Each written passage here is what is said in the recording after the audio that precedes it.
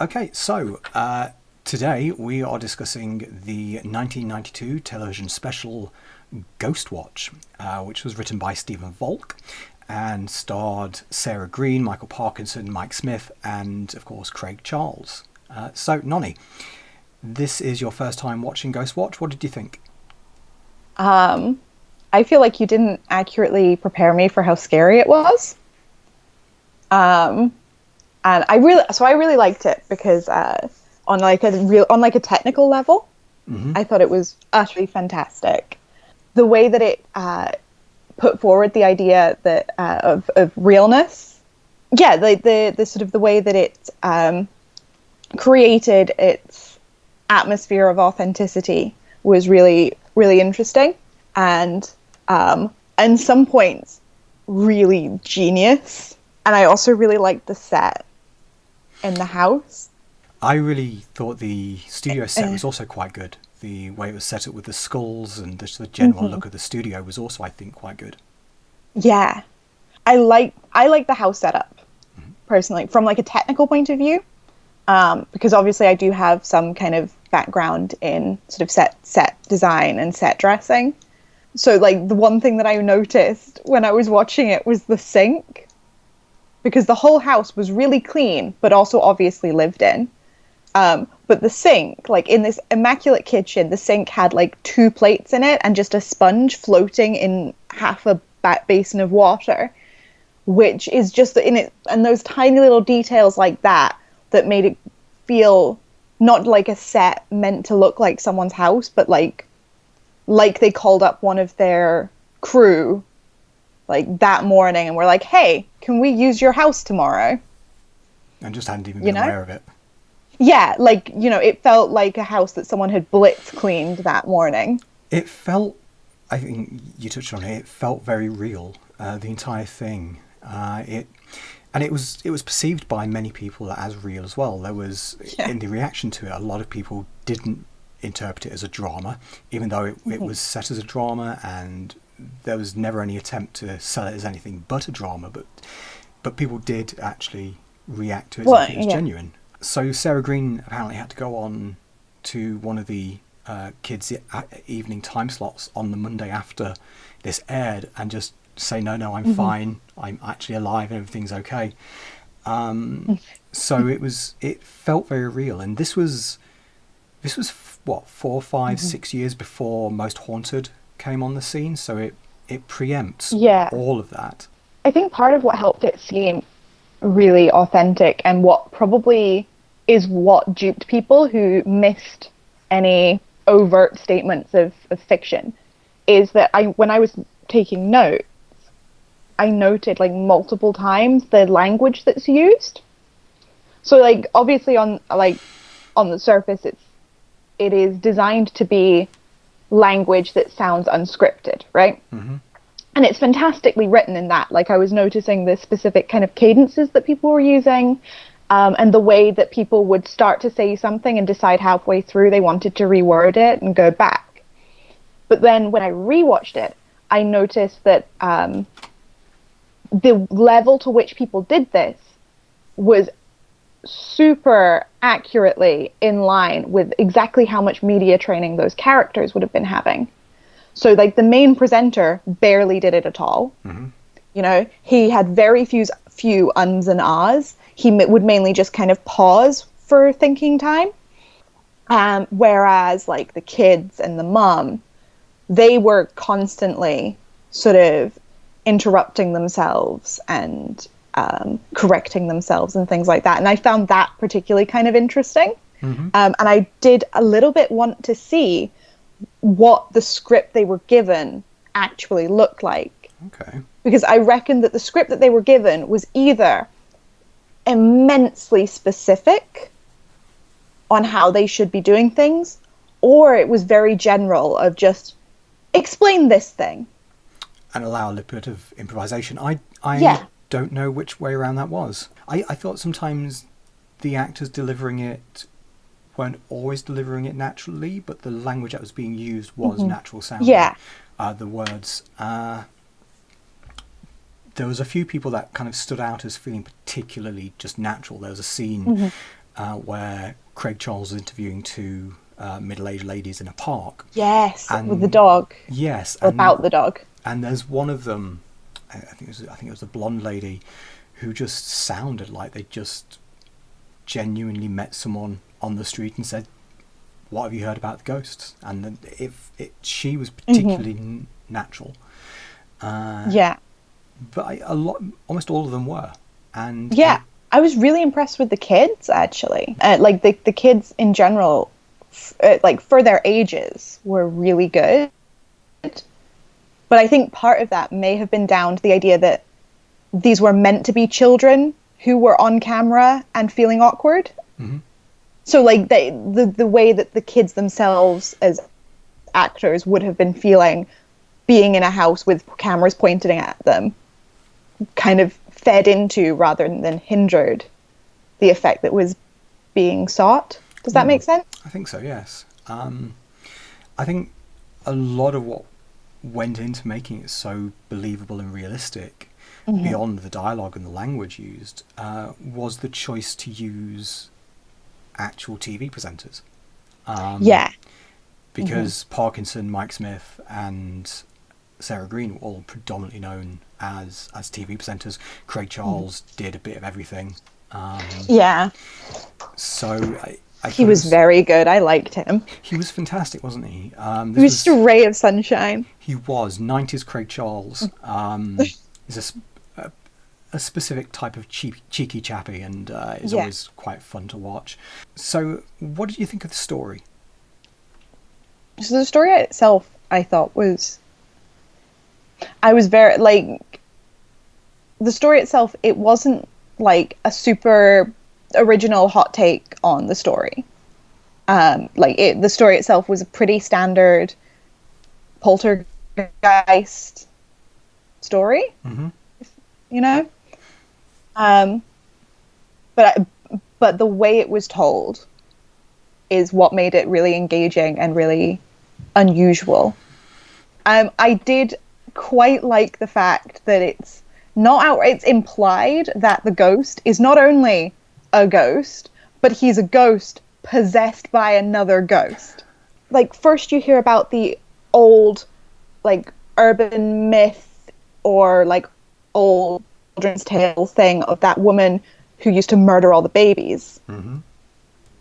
And then you hear about the guy who killed himself in the house and how he used to think that there was a woman in his head who was telling him to do terrible things. So yeah, and the idea of then that some people were seeing this ghost as the old man and then some people were seeing it as the woman. I liked that. I just thought that was interesting that you had double ghost. So with the story, do you know, and you will have heard it because you've been to my shows, the Enfield haunting?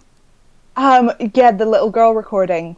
Yes. Yeah, I was actually going to bring that up. There are parallels between this and the Enfield haunting. Enfield was just a regular house in a regular suburb. It was a single mother with her. I think there were more than two children. I think there were 3 or 4 children in the house, but only 2 of them were directly affected. And various elements within Ghostwatch do directly mirror what happened with Enfield in the Enfield haunting, right down to the little section where there's accusations of fraud. Yeah. No, it's one thing that I did notice when I was watching it was that every single piece of, like, every single haunting nugget that happened was something that I have remembered hearing in actual reported poltergeist hauntings. You know, so like obviously when I heard that when they had the bit with the girl producing the ghost voice, I thought of your Enfield recording. You know, the scratching that appears from nowhere, the kind of the scratching and thumping at the walls, the bad smells, the stuff getting thrown around, is all stuff that I've probably heard from you, but I know has been reported as this is a poltergeist, which was kind of cool. And I think that helped what was actually probably an incredibly low, like, even for the time, like a low effects film. Yeah, because the main effects aren't really in it until the very end of the and of the show. honestly, when it comes down to the sort of poltergeist activity that's actually recorded, if you're recording a video or taking a photograph, those are quite easy to fake. It would just be inexplicable if it was actually physically happening in front of you. So like a lamp blowing or something falling off the wall is really easy to fake if you're recording it. And I think that kind of played into it feeling more real, is that there was never any like obvious, like, because in the 90s they had some level of CG, but to a modern audience would have been super obvious CG. Yeah, now And Jurassic they managed Park. Yeah, but I feel like the BBC was not working with that kind of level. But So- yeah. Oh, actually, can I talk about the pets thing? If we're talking about effects. Yep, go for it. So one thing I really like. So I don't know if you know this about me, but I have very sensitive hearing, and I can. So for instance, my phone is plugged into my computer at the moment, charging. I can literally hear that connection. Like it's a little whine, and it absolutely does my nut in. It's why I listen to music all the time, is because like USB ports, when something's plugged into them, has this really high pitched whining noise that I can hear. Okay. And when I was watching this for the first time, I thought I didn't have anything plugged in, but I was hearing the whine, and I was like, "What the fuck is this? Why is this?" And I was getting really confused, and it was really annoying because I kept hearing this whine. And then later on, when they were getting the phone calls in, being like, "Oh, lots of viewers are telling us that their dogs are going crazy," and that was when I realized that the whine was a part of the program. Okay. And I tested it when I went back. There's it's really, really noticeable when there's a bit just after they find it's in the kitchen. I think it's just after they find all the drawings. But the sound guy tells everyone to be quiet because he's hearing something. And that's where it's most noticeable. And I think that most people who maybe still have quite sensitive hearing, but not quite as bad as mine, might be able to pick up on it. That's where it's like most in it. But I was like, that was probably put in there to fuck with the dogs of the audience. So that, you know, if you're watching that and you hear, "Oh, we've gotten all these calls saying that dogs have been going crazy watching this." And then you go, "Oh, my dog's been acting weird, actually." Sound is an important factor within horror, especially. Yeah. And what I found worked quite well with this is because it's presented as a live, real reality TV piece. Yeah, everything is diegetic. There's no soundtrack, so to speak. There's no audio. There's no music coming in to add feeling to different scenes. So I want to talk about some of the characters. Obviously, people like Michael Parkinson, Craig Charles, Sarah Green are all playing versions of themselves. Yeah. But there are other people within it that are actors. And the two that I'd like to just briefly discuss outside of the family were the parapsychologist and the skeptic. Yeah. That skeptic was so smarmy. He wasn't he? I hated him so much. He was such an interesting parody of that Half the people you know. He reminds me a little bit of Richard Dawkins. Yeah. That he's like a little bit smug, but he really doesn't want people to know that he's a little bit smug. Yeah, I mean, I think this guy was definitely ramped it up quite a bit, and obviously this is before Dawkins became very famous for his atheism. But he did very much feel like the type of skeptic you see on a lot of these shows and a lot of these programs, who are just very blanket dismissal. Which I think does just come down to that's the kind of skeptic that's going to sign up to be on a show and debate a parapsychologist. I think to a large degree, I mean, you get some wonderful skeptical psychologists out there, people like Richard Wiseman and Chris French, who are a lot more personable and a lot politer. But if you're like, I think this skeptic guy was very much. he was arrogant.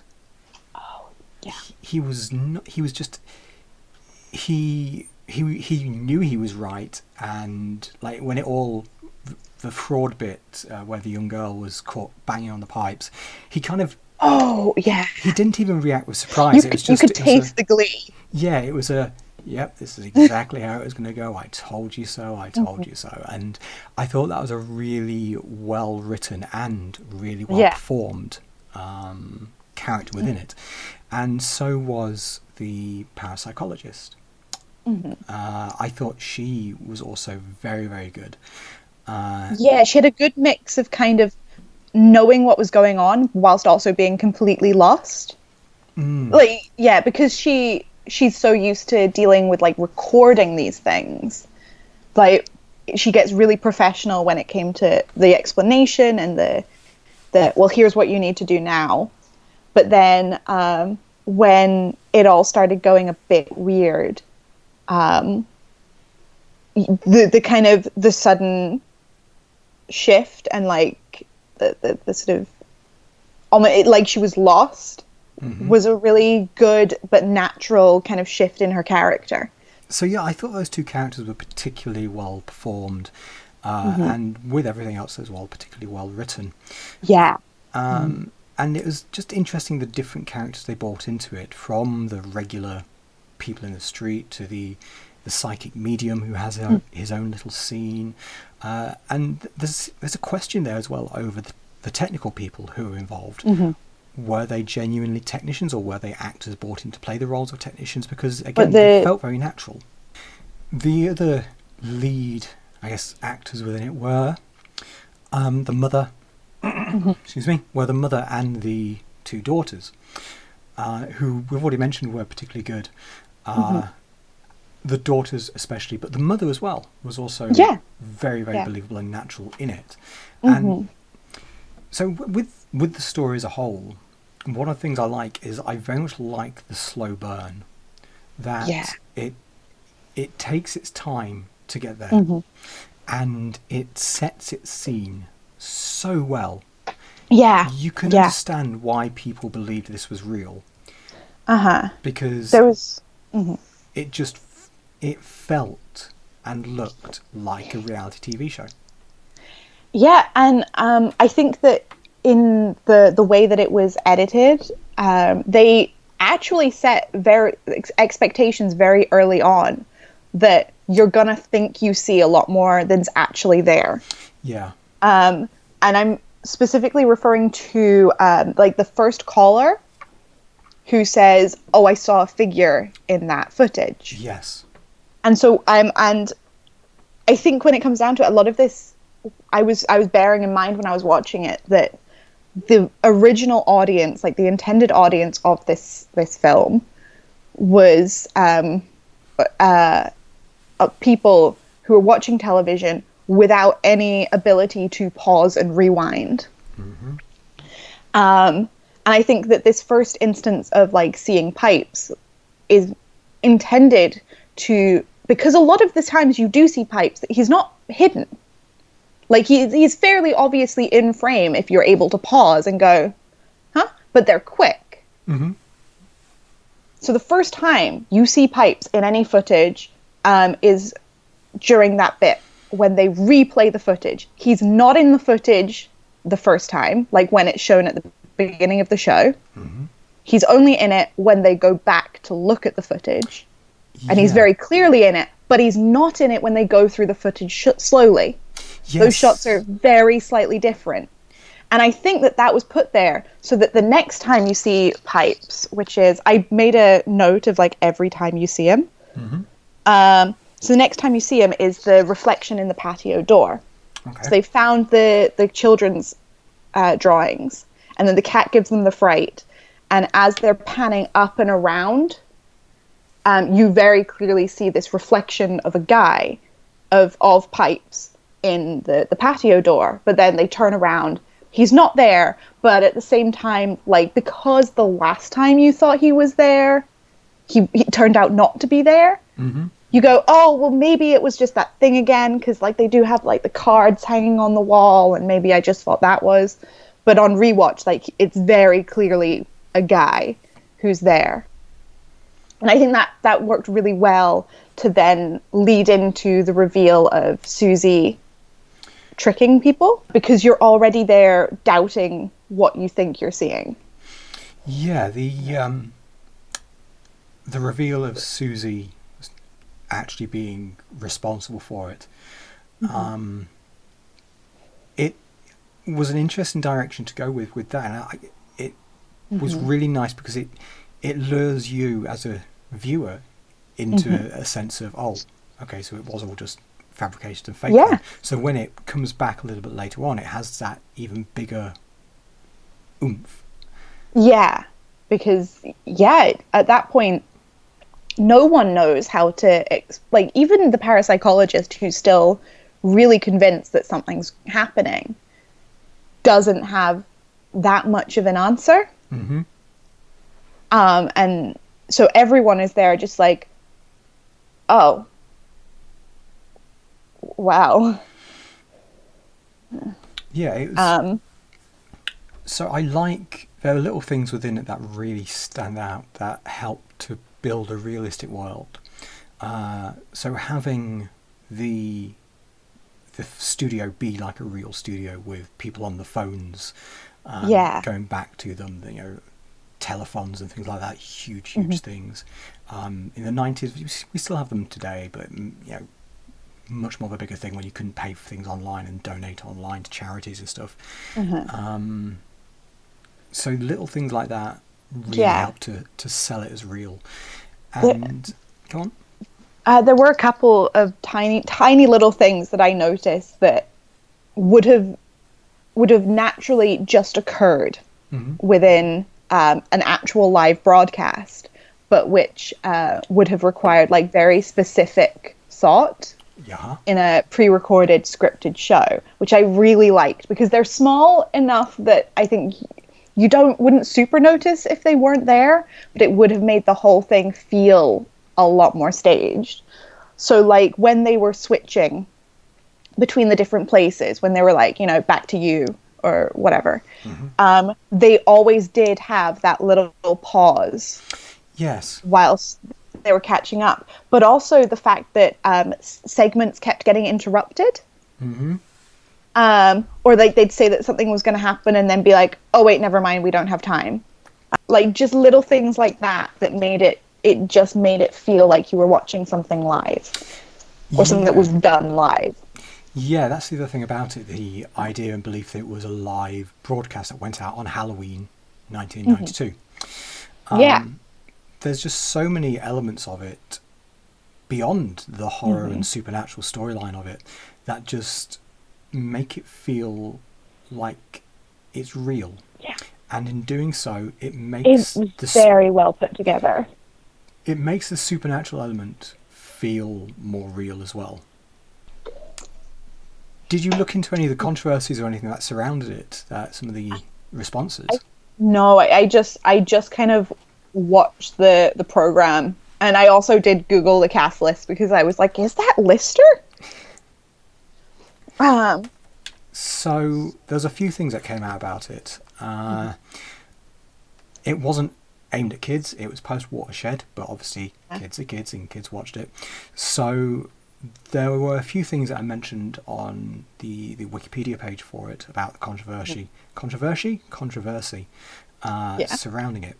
So one of the primary things was the BBC received 30,000 phone calls from irate and frightened viewers. Yikes. Tabloids ran with it, criticising the disturbing nature of the scenes. So it did get a bit of a backlash response from 30,000 people, some of whom probably didn't watch it, because you know what people are like. The reaction to it resulted in the BBC refusing to air it for another decade. So they didn't air it as a result. And also there was some psychological effects, apparently. An 18-year-old factory worker who had learning disabilities and the mental age of 13 died by suicide 5 days after the programme aired, and the family had suffered from a faulty central heating system, which had caused the pipes to knock. And Shit. yeah, he said he left a suicide note saying, "If there are ghosts, I will be with you always as a ghost." The mother claimed that her son was hypnotized and obsessed by the program, but the Broadcasting Standards Commission refused their complaint along with 34 others. But the High Court granted the family permission for a judicial review, requiring the Broadcasting Standards Commission to hear the complaint. There was also one more thing I want to mention, that there was a report in the British Medical Journal in February 1994 describing 2 cases of Ghostwatch-induced PTSD in children. Oh. They stated that they were first reported PTSD caused by a television program. I mean, they're not things that you can blame the show for. You can't always blame the show for people's reaction to it. It was just a kind of like a War of the Worlds scenario. Yeah. Where, if you miss the bit where they say this isn't real, and you tune in halfway through, then. But it's interesting because shows like Most Haunted go a lot further at times with what they depict. At least, I mean, not as far as at the end, but certainly like people receiving scratches, and Most Haunted is played very much straight. And I don't think I've ever heard of trauma related to viewers of that show. But also, like you said, that this aired before ghost shows, like ghost hunting shows, were really a thing. I think it may have aired before any of the reality TV style ghost shows. I think this preempts all of them. I could be wrong, but I'm fairly certain. Yeah. So the idea of watching someone go into a haunted house as entertainment wasn't a concept at that point. And 92, that's pre-Blair Witch, is it? Oh god, yeah, it's about Blair Witch was 97, I think. 98. I think it was late 90s. So it would be it would have been one of the sort of, it would basically be like one of the first, if not the first, mainstream kind of found footage, this is real kind of thing. Because I know that before that you would have had, is it Cannibal Holocaust? I think that was 80s, wasn't it? Yes, early 80s, late 70s. Yeah. But that was super niche. That wasn't something that most people would be aware of, whereas this is BBC. Oh, yeah. So it is quite... Yeah, I think that even though, to me, watching it now, it's scary. Like, it's really creepy. But it's nothing that I haven't seen before. It's all concepts that I'm familiar with. Yes. Done very, very well. But at that point, it wasn't something that anyone had a kind of a reference for. Yeah, exactly. And I think that also helps to explain why it was received the way it was and why people weren't entirely sure. And the fact it was never, you said it wasn't re-aired for a decade. So according to the... you remember this really scary thing, but you can't go back and rewatch it and figure out, oh, well, obviously XYZ. Yes. Because you only had, I watched this really scary show, it was about ghost haunting. I mean, the Ghostwatch has been cited as one of the inspirations for things like the Blair Witch, as well as Derren Brown's Seance special show that Derren Brown did. Yeah. And has had an influence on filmmakers and entertainers over the past, coming up for 30 years. I didn't see it when it first went out because I was 9 when it first aired. Yeah, I didn't see it until rather late, and after I'd seen things like the Blair Witch, and I think this still stands up as a very good and very convincing program. Even the fake out jump scare scared the shit out of me. Craig Charles and the mask. Yeah. And when they finally open the door to the glory hole is just was so tense. Yeah. There was another little bit of it that I liked, which was where the camera footage they were watching from the studio was old footage that had been looped and in. you can see the bit. I literally just got to that bit in my notes. And I thought that was a particularly nice little scene there. It's just, but there's a bit earlier on where you can see the footage that was being recorded in that scenario. Mm-hmm. So there's so much that's so good on rewatch. But like, yeah, when they're playing a game in the living room and they're discussing something with the kids. Yeah. And so when I was rewatching it, I was able to go, that looks like a familiar setup. And then I realized that it's that footage, but from the fixed camera above the television is what you see later on. Yeah. Which I thought was really cool. Another bit that worked really nicely was also when they showed the clip from the other show she'd been on, the little chat show. It was only a little 10-second bit. Oh, yeah. But it's all... The family. Yeah, but it's all little bits like this that add to the world of it. That make it feel like a genuine documentary reality TV live stream. Yeah. That's what's so compelling about it, that it just feels so real. Yeah. When you were saying that, I just watched and I just caught one of my notes about another little thing that made it feel super real. Mm-hmm. Is that when they're about to find Susie banging on the door, right? And the parapsychologist is in the studio giving instructions on which camera she wants them to switch to. And she's like, oh, can you give me the hall camera? And they switch to the downstairs hall. And she's like, no, I mean the landing. And they switch to the landing looking down the stairs. And she's like, no, the one that's looking at the bedroom door. Yeah. And it's a little thing. And those little mistakes where someone, like that, just like that little miscommunication. And it's not there for the story. It's not there for a scare. It just kind of reinforces the tone. Yeah, the reality of the whole thing. Yeah. I think, I mean, obviously you have shows like Most Haunted that run with it, and Most Haunted does play it as real. But this show did something that no other show, I think, has done. It's truly unique, I think, in the world of television horror entertainment. That you don't quite get anything like it. It's, you watch something like Most Haunted Live, and Most Haunted Live feels like a bad imitation of Ghostwatch. Yeah. Because Ghostwatch gets everything right.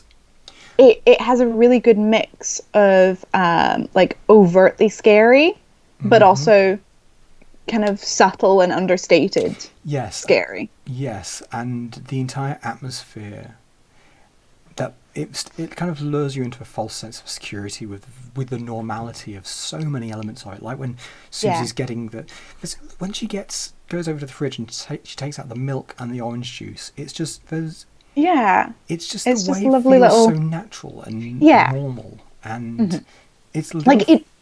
Yeah, it's like the way that you take the stuff out of the fridge in your house. Yeah, it's it's, and again that comes back to the acting ability of the people involved.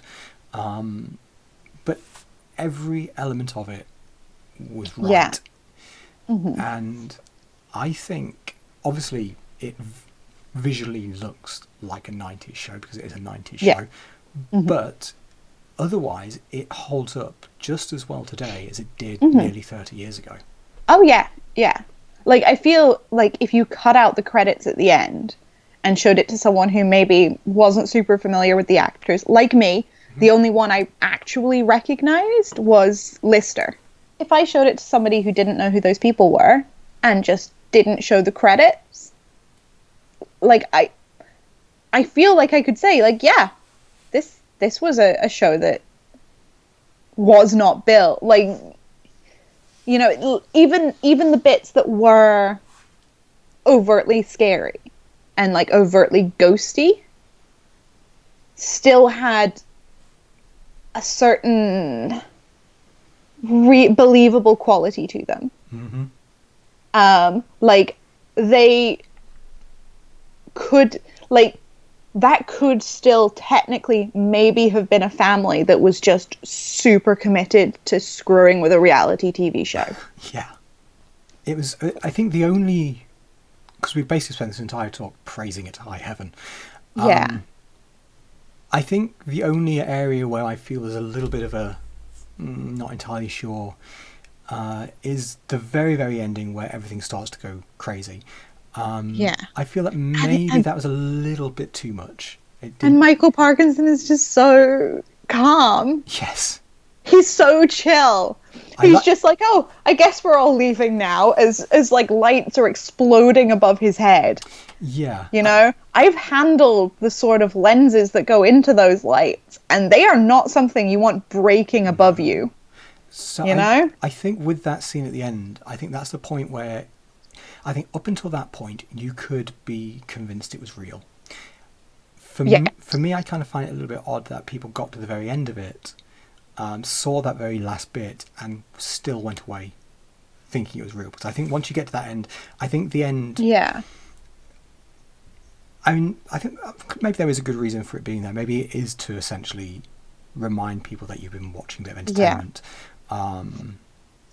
So I guess that's something that it does. Yeah, I was always a little bit sad because I could not make out any of the words that Pipes ever said. Mm-hmm. Like, I think I only got maybe a few words of London Bridges falling down. Yeah. But in general, even on rewatch, I couldn't make out what he was saying any of the times that anyone's possessed with the voice. There's something particularly unnerving about children's nursery rhymes. Yeah. Isn't there? Just something very... They're so weird. You get it used in horror quite a lot. I love the implication that once the entire studio is evacuated, crew and all, they leave because the entire place is exploding. Michael Parkinson's just stays there. He's a professional, a consummate professional to the end. He's like, there is literally a ghost physically manifesting. But I must remain, our slot is still here, the show is not over yet, there's nothing programmed for another 15 minutes. Yeah, it's the... So I have to fill airtime. It's when he looks at the camera and says, oh, the auto cue's still rolling. Yeah. It's like, got to stick to it, Mike. Yeah, got to stick to the auto cue that's rolling ominous fairy tales. Yes. Ominous... nursery rhymes even. Yes, and then he gets to the end and his voice changes a little bit and now he's possessed with pipes. Mm-hmm. So, that brings us to the end of Ghostwatch. Noni, thank you for joining me. Thank you for having me. Excellent. And I think next time we're going to be looking at Courage the Cowardly Dog. Yes! Oh, yes. I'm going to re-traumatize myself from that. Excellent. Well, we will see everyone next week for Courage the Cowardly Dog. Bye-bye. Bye. Hi, thanks for watching. Over the next few months, as the world's in lockdown, we're going to be creating all sorts of online content. In order to support us and our participants, then head on over to our Patreon where you can become a patron, where there's all sorts of super rewards. Thank you, and remember, stay inside, wash your hands, and try real hard not to spit in anyone.